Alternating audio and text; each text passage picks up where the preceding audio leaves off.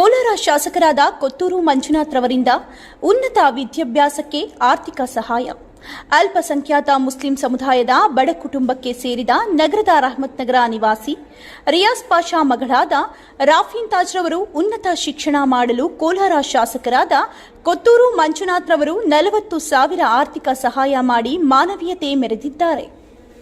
ಆರ್ಥಿಕ ಸಹಾಯ ಪಡೆದಿರುವ ರಾಫೀನ್ ತಾಜ್ ರವರು ಮಾಧ್ಯಮದವರಿಗೆ ಮಾತನಾಡಿದ, ನಾನು ಡಿಗ್ರಿ ಮುಗಿಸಿ ಡಿಗ್ರಿಯಲ್ಲಿ 92% ಅಂಕಗಳನ್ನು ಪಡೆದು ಮುಂದೆ ನಾನು ಎಂಕಾಂ ಓದುವುದಕ್ಕೆ ತುಂಬಾ ಇಷ್ಟ ಇತ್ತು.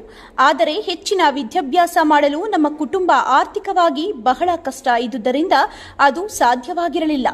ನಮ್ಮ ವಾರ್ಡ್ ನಂಬರ್ 31 ರಹಮತ್ ನಗರದ ನಗರಸಭಾ ಸದಸ್ಯರಾದ ಅಫ್ಸರ್ ಹಾಗೂ ಫಾರೂಕ್ ರವರುಗಳು ಶಾಸಕರಾದ ಕೊತ್ತೂರು ಮಂಜುನಾಥ್ ರವರಿಗೆ ನನ್ನ ಬಗ್ಗೆ ಹೇಳಿ ನನಗೆ ಓದುವುದಕ್ಕೆ ಪ್ರೋತ್ಸಾಹ ಹಾಗೂ ಆರ್ಥಿಕ ಸಹಾಯ ಮಾಡಿಕೊಟ್ಟಿರುವುದಕ್ಕೆ ಮಾನ್ಯ ಶಾಸಕರಾದ ಕೊತ್ತೂರು ಮಂಜುನಾಥ್ ರವರಿಗೂ ನಗರಸಭೆ ಸದಸ್ಯರುಗಳಾದ ಅಫ್ಸರ್ ಹಾಗೂ ಫಾರೂಕ್ ರವರುಗಳಿಗೂ ವಿನಯಪೂರ್ವಕವಾಗಿ ಧನ್ಯವಾದಗಳನ್ನು ತಿಳಿಸುತ್ತಿರುವುದಾಗಿ ಹೇಳಿದರು.